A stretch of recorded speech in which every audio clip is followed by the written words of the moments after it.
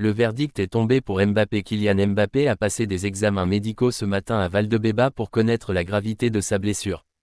Après avoir réalisé sa meilleure demi-heure de jeu sous les couleurs du Real Madrid, ce mardi à Bergame, Kylian Mbappé a été contraint de quitter ses partenaires plus tôt que prévu en raison d'une gêne musculaire après avoir ouvert le score. Des examens ont été réalisés ce matin à Madrid et le Français est bien la 27e blessure de la saison pour le club espagnol. C'est plus que le nombre de matchs joués. S'agissant de Kylian Mbappé, le club madrilène a communiqué ce matin sur sa blessure, confirmant le mal, suite aux examens réalisés aujourd'hui sur notre joueur Kylian Mbappé par les services médicaux du club, il lui a été diagnostiqué une blessure dans le muscle de la jambe gauche. En attente d'évolution, fin d'année pour Mbappé. Selon la presse espagnole, le Français sera absent pour environ 10 jours et manquera sans surprise le match du week-end face au Rayo Vallecano et probablement également la finale de Supercoupe intercontinentale qui se jouera le 18 décembre. En revanche, Mbappé ne dit pas adieu au foot en 2024 et devrait être de retour pour la réception de Séville, le 22 décembre. Plus problématique encore, la dynamique qui s'arrête pour l'ancien Parisien qui a montré une vraie amélioration face à l'Atalanta.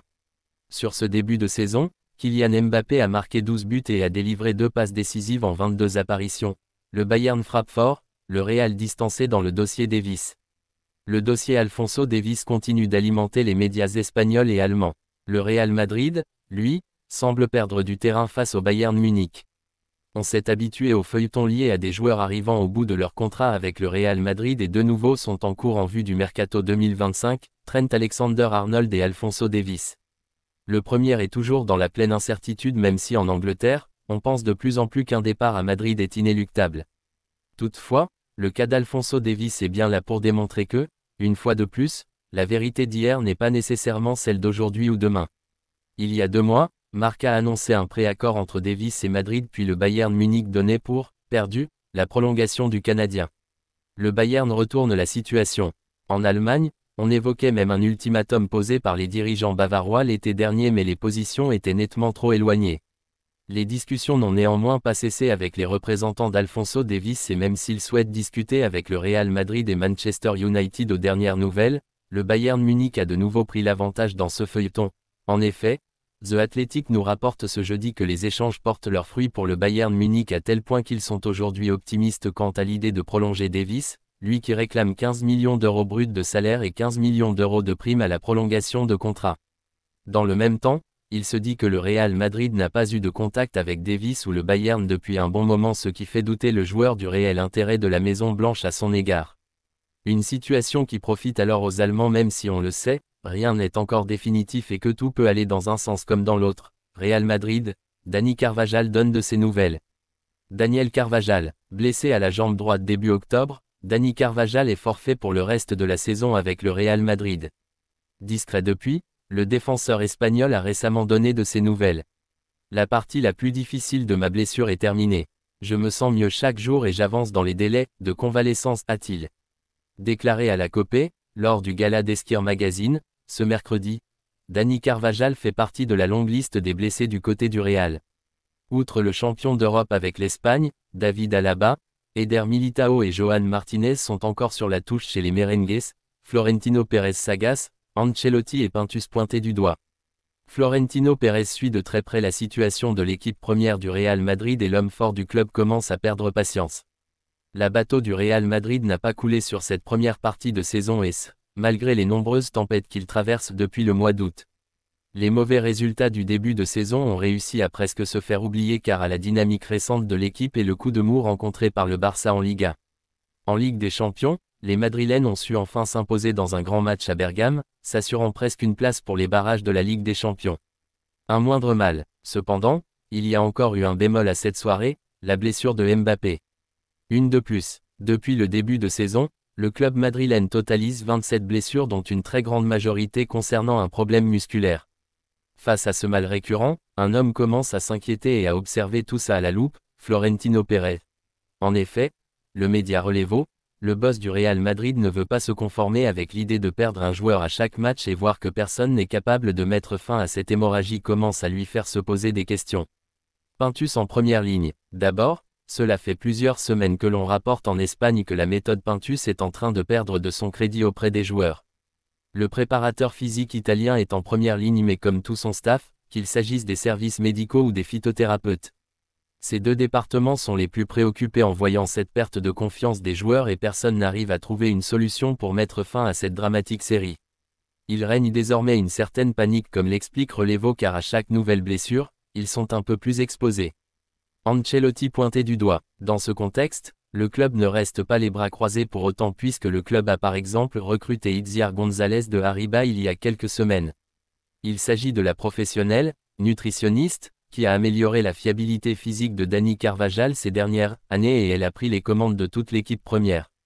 Au sein du club, toujours selon Relevo, on se plaint d'un certain manque de coordination entre le travail réalisé à Valdebeba et celui que chaque joueur effectue chez lui.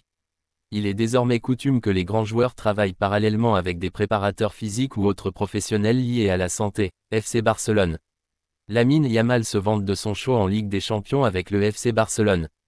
Auteur d'un très bon match et d'une action de grande classe en Ligue des Champions avec le FC Barcelone, Lamine Yamal s'est montré plutôt fier de sa palette technique. Le FC Barcelone continue son parcours en Ligue des Champions. Après une première défaite dès l'ouverture face à l'AS Monaco, les Blaugrana n'ont plus perdu. Mieux encore, ils enchaînent des victoires prestigieuses face au Bayern Munich, Brest et, hier soir, face au Borussia Dortmund. En Allemagne, le défi semblait à la hauteur. Alors que le mur jaune était déterminé à ne pas laisser la victoire au Barça en revenant 2 fois au score, les Blaugrana ont fini par s'imposer 3-2. Une rencontre qui a vu un héros, improbable, en la personne de Ferran Torres. Auteur d'un doublé, il repart avec le sentiment d'avoir accompli un grand match. Cependant, l'autre grande personnalité du match est le talentueux Lamine Yamal. Passeur décisif lors du dernier but, l'Espagnol a une nouvelle fois montré toute sa palette technique. L'ailier de 17 ans aurait pu très bien terminer le match avec 2 passes décisives, notamment grâce à un extérieur du pied sublime pour Rafinha. Une action qui montre tout le talent du joueur et semble pourtant facile et naturelle pour lui, Lamine Yamal, un talent générationnel. Lamine Yamal n'est plus à présenter. Après sa première saison incroyable en professionnel, l'Espagnol confirme l'étendue de son talent. Auteur de 2 passes décisives et d'un but en Ligue des Champions, il contribue largement au classement positif du FC Barcelone dans la coupe aux grandes oreilles. Tout le monde connaît le talent du gamin de 17 ans. Sa capacité à dribbler, éliminer ses adversaires et faire des passes décisives est bien connue. Récemment, le joueur montre qu'il a encore beaucoup de choses à dévoiler, notamment avec son extérieur du pied. À plusieurs reprises en championnat, il s'est montré décisif grâce à ses magnifiques passes. Cette caractéristique fait désormais partie intégrante de son jeu, et il semble avoir acquis cela naturellement. Manchester City vole au secours de Kyle Walker. Victime de commentaires racistes reçus sur son compte Instagram après la défaite de Manchester City face à la Juventus mercredi soir, 0-2, en Ligue des Champions, Kyle Walker a reçu un beau communiqué de soutien de son club. Manchester City condamne fermement les insultes racistes dont Kyle Walker a fait l'objet sur Internet après le match d'hier soir. Nous refusons de tolérer toute forme de discrimination, que ce soit dans les stades ou en ligne.